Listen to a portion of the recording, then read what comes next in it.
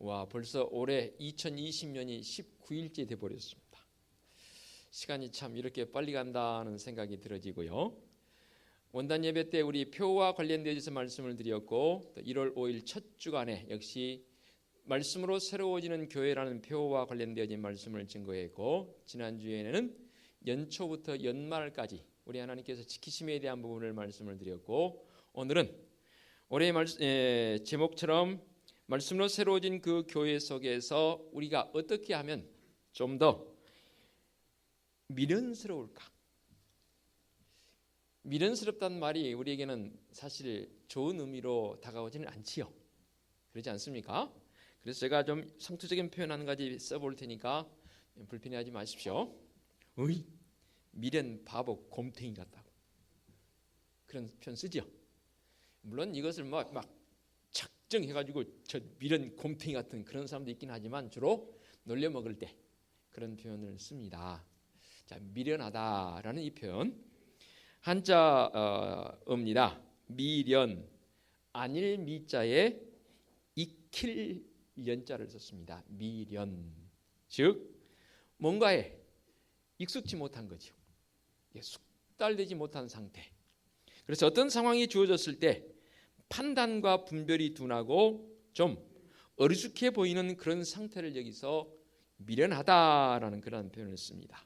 그러나 이 미련함이 타고난 성품이 아니고 주님의 마음을 가진 자로서 주님의 십자가를 붙잡은 자로서의 삶에서의 미련함, 그 미련함은 우리 성도들에게 있어서 삶에 있어서 좀 더 은혜로운 자리로 나아가는 귀중한 열쇠가 되어진다 그 말입니다.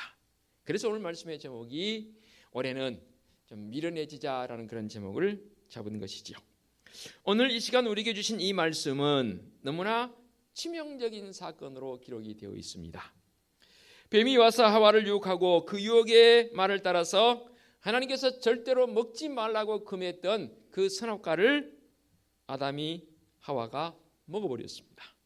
먼저 하와가 그 선악과를 따서 먹었습니다. 그리고는 남편인 아담에게 주었습니다.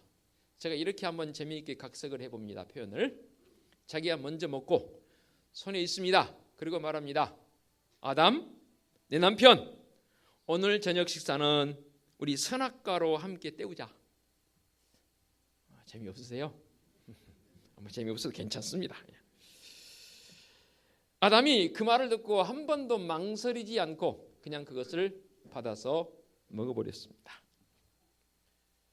그런 바람에 간단하게 치러진 이 사건으로 말미암아 오늘날 모든 인류가 지금까지 앞으로도 미래적 관점에서도 이 사건으로 말미암아 짊어져야 할 무거운 짐이 있습니다. 그게 뭐냐면 바로 원죄입니다. 그래서 원죄의 고향 이야기가 바로 오늘 이 창세기 3장의 말씀에 기록되어 있다 그 말입니다.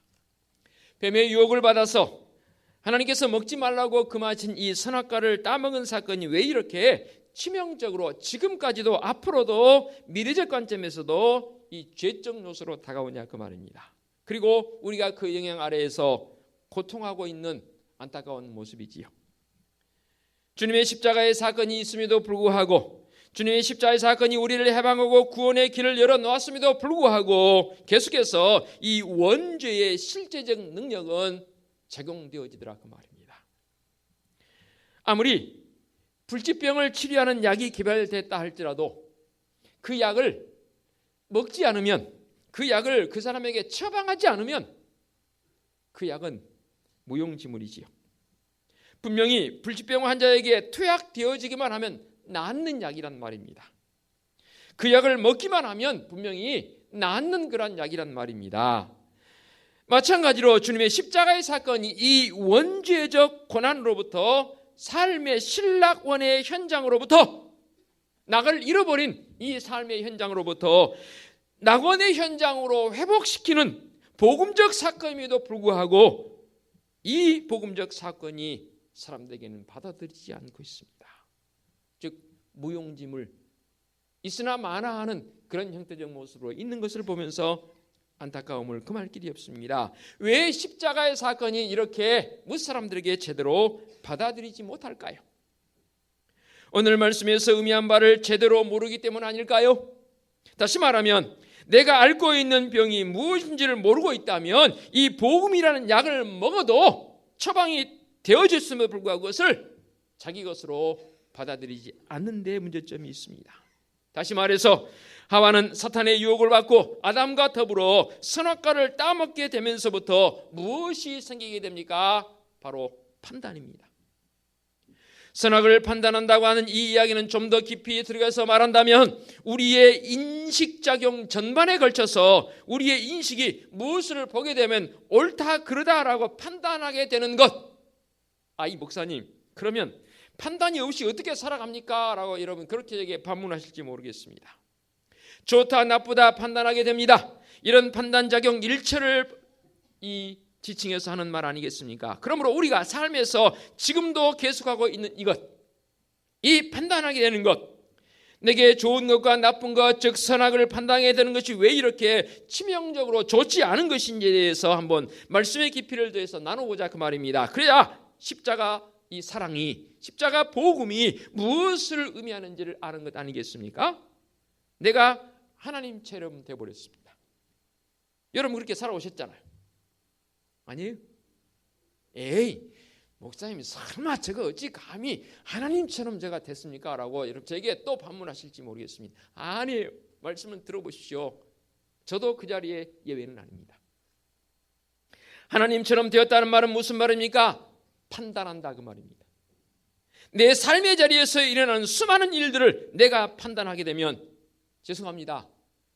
그 순간 그는 하나님이 된 겁니다. 세상 살아가면서 돈 벌기 쉽지 않잖아요. 그렇죠? 또 우리 학생 시절에 또 자녀 공부하는 학생이 있다면 우리 학생들, 우리 중층에 청년들 많이 앉았는데 학생 신분을 가진 청년들이라면 공부하는 거 쉽지 않아요. 저도 공부를 해봐서 지금도 뭐 공부하고 있지만 쉽지 않아요. 또 우리 연로하신 우리 한나구의 어르신들, 여러분들이 나이가 먹고 싶어서 나이를 먹었습니까? 피부가 이렇게 좀 젊었을 때에 비해서 많이 지금 이렇게 좀 쭈글쭈글 됐지 않습니까? 그렇죠? 여러분 그러고 싶어서 그렇게 됐습니까? 세월 앞에 장사 없다고 세월이 지나니 그렇게 됐어요.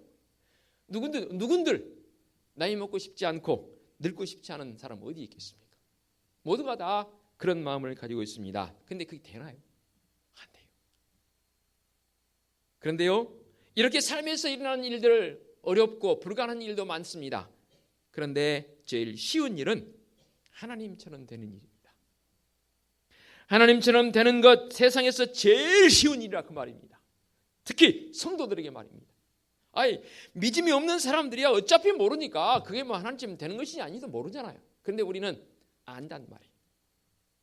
어떻게 하는 것이 하나님처럼 되는 일입니까? 바로 판단하는 일입니다. 성도들이 성도로 머물러 있어야 되는데 그 성도의 자리에서 벗어나 버립니다. 그래서 그 순간부터는 다툼이 일어나고 판단하는 그 순간부터는 이 땅에서의 기쁨이 송두리째 없어져 버립니다. 즉 판단하는 일은 세상에서 제일 쉬운 일이고 판단하는 것은 선악과처럼 먹음직도 하고 보암직도 합니다. 너무너무도 하고 싶은 일이기도 하고요. 쉽게 되어진 일이기도 하고요. 내가 판단함으로 하나님처럼 되어버립니다. 판단하는 것도 얼마나 재미있기도 합니까? 뒤에서 저쪽에서 그걸 상투적인 표현으로 뭐라 그래요? 씹는다. 뒤에서 이렇게 씹고. 아니 아무리 그래도 그렇지 어떻게 나라님을 대통령을 이렇게 영어로 가시한다 그러잖아요. 대통령도 안 붙이고 뭐 문재인 뭐 그 인간이라 그런 표현을 쓰면서 저도 잘못하면 박종반 목사 그래요 뭐 저도 실수 많아요. 그러면 기왕 저를 좀 뒤에서 이렇게 하시려면 박종반 목사 그 사람 말에 그렇게라도 좀 해주면 감사하게. 박종반 그 인간 말이야. 뒤에 목사도 안 붙여요. 그러죠? 그런 분은 없어요. 없는데 혹여나 그러지도 말아야 되겠지만 이런 일들이 우리 속에 너무나 자주 일어나고 있습니다. 내 손으로 투표를 했건 안 했건 그래도 나라의 대표잖아요. 그러죠. 아무리 그런다 할지라도 이러면 안 되는 것이지. 제가 그렇다고 해서 그분을 편들자는 목적은 아닙니다. 판단하는 거 어떨 때는 쉬워요. 어떨 때는 재미있기도 해요. 잘 들으시기 바랍니다. 아무리 못난 사람도 이 판단을 하더라고요. 그런데 판단이라고 할 때 이 판단을 판자, 이 판자를 한자 용어를 보니까 참 재미있어요. 이 판자가 반반자에 칼도자가 들어있습니다. 그러니까 칼로 반으로 나눠버리는 게 판단이에요. 무엇을 절반으로 잘라버리는 것입니까? 하와가 판단하기 시작합니다. 아담이 판단하기 시작합니다. 그렇다면 무엇을 잘라버립니까? 판단하면서 자기에게 주어진 상황을 스스로 싹둑 잘라버립니다. 에덴 동산을 잘라버립니다. 어떻게 잘라버렸습니까? 나쁜 것을 잘라버리면 좋았을 것을. 마귀는 에덴이란 이 낙원에서 부족한 것을 찾아내게끔 만들었습니다. 곧 낙원을 잘라내서 실낙원, 잃어버린 낙원, 실낙원이잖아요. 그렇게 되도록 만들었지요. 아, 이것이 낙원이 아니구나. 그렇게 판단하도록 만들어버렸습니다. 왜 부족한 것이 보입니까? 부족한 것을 보다 보면 이상해요. 우리의 심령 속에 부족한 것을 보다 보면 그 부족한 것이 돋보기로 보는 것처럼 점점 크게 확대돼서 아주 크게 돼버립니다. 그리고는 그것만 보이지 다른 것은 보이지 않습니다. 이게 판단자의 결과물입니다. 그렇습니다. 한 가지 집중하다 보면 그것이 확대되어 버리고 맙니다. 그래서 다른 모든 것들을 잊어버리고 맙니다. 실낙원 되어버립니다. 낙원은 인데 파라다이스인데 기쁨의 동산을 우리는 판단해서 그것을 싹둑 잘라내버렸습니다. 판단을 절반으로 나눈다라고 말씀드렸습니다. 곧 더 그것을 한 번으로 끝나는 것이 아니라 조각내고 조각내서 계속해서 잘라내버립니다. 하나님께서 주시는 모든 은혜를 우리가 판단하면서부터 잘라내버립니다. 그 판단이 결국은 내 모든 행복을 다 송두리 때 가져가 버린다는 사실 여러분 절대 잊지 마시기 바랍니다. 왜 우울증이 생기나요? 이 우울증에서는 판단에서부터 출발됩니다. 그것도 부정적 개념으로 말입니다. 에덴에서도 부정한 것을 찾아내고 그것을 잘라내는 것이 판단의 힘입니다. 판단의 힘은 정말로 무섭습니다. 모든 낙원, 모든 기쁨의 동산, 모든 행복의 삶의 환경 다 판단하여서 잘라버리고 맙니다. 그래서 하나님께서 우리에게 주신 최고의 선물이 있는데 그게 뭔지 아십니까? 하나님께서 우리들에게 주시는 최고의 그 선물은 주님의 마음을 가지고 하나님의 자녀된 우리들에게 하나님께서는 이런 선물을 주셨어요. 단 하루도 에덴이 아닌 것을 삶의 환경으로 주신 적이 없다 그 말입니다. 편하게 쉽게 말하면 우리의 삶의 하루하루의 모든 삶 속에 주어진 것이 다 에덴의 모습으로 주셨다 그 말입니다. 에덴의 뜻이 뭔가요? 기쁨이란 뜻입니다. 그 기쁨을 우리에게 주셨어요. 그런데요, 아침에 딱 일어나면서 순간 떠오르는 첫 생각, 세상적인 생각으로 인해서 그 기쁨을 송두리째 잘라내버려요. 아침에 일어나자마자 TV를 딱 켰습니다. 그리고 때로는 신문을 보기도 합니다. 때로는 핸드폰에서 뉴스를 보기도 합니다. 아, 오늘은 이런 기사가 떴구나. 예를 들면 부동산 기사가 떴구나. 그 부동산 기사로 말미암아 결국 우리의 마음을 그곳에다 뺏기게 하고 하나님께서 우리에게 주신 이 기쁨이란 이 놀라운 선물을 싹둑 잘라내버립니다. 그리고는 그것에 몰입하며 살아갑니다. 그러니 바울이 권고한 항상 기뻐하라는 이 말씀이 그 사람에게는 아주 먼 메아리와 같은 그런 단어로 들릴 뿐이지요. 우리가 좀 더 미련하면 될 터인데 누구에 대해서 너무 쉽게 정확하게 어떤 사건에 대해서 너무나 쉽게 판단하고 있는 나의 모습은 아닙니까? 심지어 어떤 사람들은 판단력이 좋아한다고 가르쳐요. 그런가요? 그래서 명령하기도 하고 권고하기도 하고 아이 바보 멍청이같이 너가 좀 잘 판단해서 하지는 그게 두들고 맡겨다니니 너도 가서 같이 때려버려. 밥은 멍충이같이 미련하게 왜 당하고만 다니니? 오히려 우리는 우리의 자녀들을 향해서 또 나 스스로를 향해서도 그렇게 말하기도 합니다. 가족과 더불어 행복하고 싶으면 가족에 대해서 조금만 여러분 미련해지십시오. 성도들과의 관계 속에서 정말로 은혜로운 모습으로 나가려면 조금만 미련해지십시오. 머리가 나빠서, IQ가 나빠서 미련하자는 게 아닙니다. 내 마음속에 주님의 마음이 있기 때문에. 성도와 성도들과의 관계성 속에서, 또 목회자와 성도들의 관계성 속에서 이 에덴을 만들어 가야 합니다. 그러기 위해서는 서로에 대해서 조금만 더 미련해지십시다. 내가 조금 미련해짐을 통해서 진짜 믿음의 사람들이라면 우리 목사님, 우리 장로님, 집사님, 권사님 대단한 분이시죠. 알고 계실 것 같은데 미련한 척 하신단 말이에요. 아니 진짜 그에 대해서 미련해 보이게 보여주시면 상대방도 알아요. 거듭 말씀드리잖아요. 우리가 성품이 미련한 게 아니잖아요. 머리가 나빠서 IQ가 낮아서 미련한 게 아니잖아요. 우리가 이렇게 미련해질 때에 미련할 이유가 바로 어디에 있습니까? 나의 어떠한 마인드 컨트롤을 통해서 오늘도 미련하자 그런다고 해서 미련해지던가요? 아니에요. 우리의 미련은 딱 유일한 길 한 가지입니다. 주님의 마음을 가질 때. 주님 다 알고 계세요. 제자들의 상황 다 알고 계세요.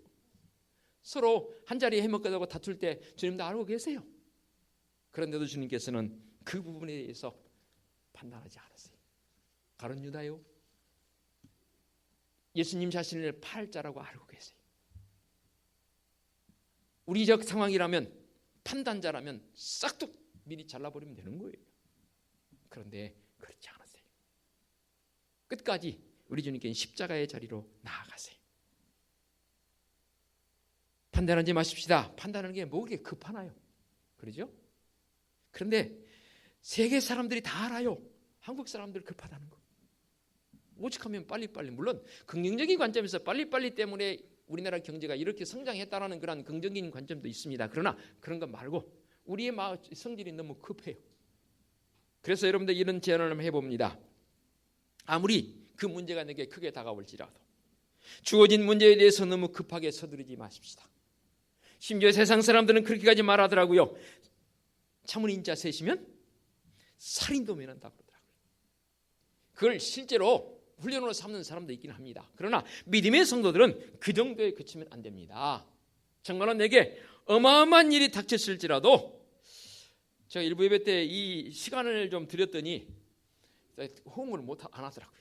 시간을 얼마나 드렸냐면 내게 판단한 일이 생기거든 30분만 참아보십시오 했는데 30분이 너무 길어요. 그래서 뒤에 공 하나 떼버리고 3분만 참아보십시다. 저도 그래서 이 훈련 거의 매일 하고 있습니다. 진짜 3분만 참으면 놀라워요. 주님의 은혜를 구하며 내 마음속에 주신 평강, 그 평강이 내게 주어지더라고 말입니다. 아이들 방학했지요? 성적표 받아왔습니다. 성적표 보니까 공부를 안 했어요. 아직 형편없어요. 그리고는 아이들에게 뭐라고 그럽니까? 아이고 잘했어. 다음에 잘하면 되지 뭐. 그러신가요? 아마도 잡을걸요. 꿀밤까지는 안 줄지 몰라도 이따위밖에 못하니? 심지어는 너 커서 뭐가 될 거니? 그러지 말자 그 말입니다. 오히려 그런 일이 생기거든 주님 아시지요.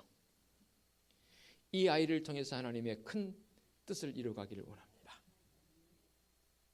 참자고요. 미련해지자고요. 자, 아이를 예를 들었지만 모든 관계성 속에 일어나는 일들이 다 이루어졌으면 좋겠습니다. 그렇습니다. 가위로 싹둑 자르듯이 잘라버리고 판단하지 말자 그 말입니다. 하와가 뱀의 말을 듣고 아담과 더불어서 분별하는 선악과를 따먹었습니다. 이 사건을 통해 정말 치명적인 것은 주어지는 은혜를 다 잘랐을 뿐만 아니라 복의 근원 되시는, 은혜의 근원 되시는 하나님을 삶 속에서 몰아내버렸습니다. 자른 것으로 그치지 않고 몰아내버린 것이 더 아프다 그 말입니다. 그래서 8절 이하의 말씀을 통해서 보면 이제 그들이 이 에덴 동산에서 추방당하는 것을 보게 됩니다. 그래서 하나님을 몰아낸 증거가 뭐냐면 8절 볼까요? 보겠습니다. 그들이 그날 바람이 불 때 동산에 거니시는 여호와 하나님의 소리를 듣고 아담과 그의 아내가 여호와 하나님의 낯을 피하여 동산 나무에 숨은지라. 지금 창피하니까 무화과 나무 이 말씀대로 7절의 말씀대로 보니까 자기들의 벗은 것을 보고 무화과 나무 잎을 읽어서 자기의 부끄러운 부분을 가렸습니다. 이 선악과를 알기 전에는, 판단력이 생기기 전에는 이게 벗은 것인지 나쁜 것인지 전혀 알지도 못했고 그런 의식도 없었습니다. 그런데 선악과를 따먹는 순간 부끄러움이 보입니다. 판단력이 생긴 거예요. 그래서 가렸습니다. 가렸을 뿐만 아니라 동산에 거니신 하나님의 그 음성을 듣자 아담과 하와는 그것을 하나님의 얼굴을 피하여 숨었다고 했습니다. 그리고 결국은 그들은 에덴에서 추방을 당하게 됩니다. 그렇습니다. 나의 나됨이 하나님 때문일 것인데 그것을 잊어버리고 나 때문에, 아니면 세상의 어떠한 다른 힘 때문에 내가 그렇게 됐다라고 말합니다. 그래서 저는 영어적 표현이 상당히 즐겨 여러분들에게 표현했습니다. 우리는 이런 고백이 있어야 합니다. I have nothing 또는 I am nothing. 내가 가진 것은 아무것도 없다는 것. 내 것은 아무것도 없다는 것. 그런데 우리는 언제부턴가 교만하여서 I have something. 내가 뭔가를 가졌다는 거예요. 심지어는 세상 사람들은 그 사람의 가진 정도를 가지고 그를 향해서 뭐라고 판단하는지 아십니까? 야, 저 사람 큰 사람이야. 저 사람 대단한 사람이야. 이 세상에 대단한 사람이 누구입니까? 정말로 누구를 향해서 대단한 사람이라고 표현해야 합니까? 그는 바로 하나님 앞에 바로 서 있는, 코람데오 하나님 앞에 바로 서 있는 그 사람이 큰 사람이고 대단한 사람 아닙니까? 우리 성가대원님 물어보겠습니다. 이 선악과의 위치가 어디입니까? 선악과의 위치, 에덴 동산이 있습니다. 그 동산 중에서 어느 위치에 지금 이 선악과가 있었습니까? 동산 중앙입니다. 예, 정확하게 알고 있습니다. 보십시오. 동산 중앙이 무너져 버리면 무질서 상태로 되어버립니다. 아무것도 이루어지지 않습니다. 여러분의 마음속에 예수 그리스도가 아닌 세상의 어떤 다른 것으로 그 동산 중앙에 심어 보십시오. 여러분의 삶은 무질서가 되어버립니다. 파괴되어버립니다. 그 동산 중앙에 예수 그리스도의 마음을 심고, 그래서 하나님께서는 이 동산 중앙에다 선악과를 둔 이유가 있습니다. 그 동산 중앙에 중심을 잡고 우리의 삶이 하나님 중심으로 질서적 삶을 살기 위한 목적 아니겠습니까? 그런데 우리는 이 동산 중앙에 있는 선악과를 따먹어 버렸습니다. 나 스스로가 이 질서를 파괴시켜 버렸습니다. 하나님이 없는 사람, 그 사람은 아무리 그 사람이 이 땅에서 많은 것을 베풀고 많은 사람들에게 좋게 보인다 할지라도, 큰 일을 이뤘다 할지라도 그 사람은 사실은 중심에 하나님이 아니기 때문에 그 사람은 질서정연한 삶을 살았다라고 말할 수 없는 겁니다. 그래요. 좀 부족해서, 내가 좀 가진 게 없어서 나누지 못했다 합시다. 여의치 못해서 사람들에게 많이 베풀어지 못했다 합시다. 세상 사람들이 나를 향해서 큰 사람이라 이름 붙이지 못하고 오히려 저 사람은 작은 사람이라고 나를 향해서 손가락질 했다 할지라도 내 마음속에 동산 중앙에 선악과를 놓고 그것을 먹지 말라고 말했던 것처럼, 금했던 것처럼 내 중앙에 오직 예수 그리스도의 마음을 가지고 세상의 어떤 것들이 그것을 대신하지 않고 주님의 마음으로 중심을 잡을 때 보십시오. 그 사람의 삶의 모습을 보면 정돈돼 있어요. 질서가 돼 있어요. 무너짐이 아니라 조금씩 세워져가는 그런 은혜의 삶을 사는 성도들의 삶의 모습을 보게 됩니다. 이제 50주, 오늘 2주 지났으니까 올해는 50주, 49주가 남았습니다. 올해는 모든 면에 있어서 좀 더 미련해지십시다. 그러실 수 있죠? 좀 봐도 못 본 척, 그렇죠? 그러면 우리의 가정이, 우리 교회가, 이 민족이 언제부터 이 민족이 왜 이렇게 되어버렸나 모르겠어요. 저는 그들의 어떤 행위적 요소를 가지고는 기도하지 않아요. 제 기도 제목이 있다면 이 민족이 정말로 그 중심에 하나님을 바로 섬길 수 있는, 주님 예수 그리스도의 마음이 바로 세워져 있는 이 민족 되게 하옵소서. 좀 더 좁히면 우리 교회, 우리의 가정, 그렇게 살아가는 것이 올 한 해 동안 좀 미련스러워지는, 여러분의 표정 보면 다 알아요. 미련스럽게 살 것인지 아닌지 다 미련스럽게 살리라고 결단하는 것 같아서 말씀 고만하겠습니다. 하나님 아버지 감사합니다. 오늘도 우리에게 말씀을 주셔서 이 말씀을 통해서 과연 우리는 어떤 모습으로 살아야 할지 결단하게 해주시니 감사합니다. 좀 더 미련스럽게 하여 주시옵소서. 우리의 IQ가 모자라서, 성품이 모자라서 미련한 게 아닙니다. 주님의 마음을 가졌기에, 오늘도 주님의 십자가 바라보기에 나를 쳐서 주님 앞에 복종시키는 미련한 자들의 모습으로 살아가게 하여 주시옵소서. 예수 그리스도의 이름으로 기도하옵나이다. 아멘.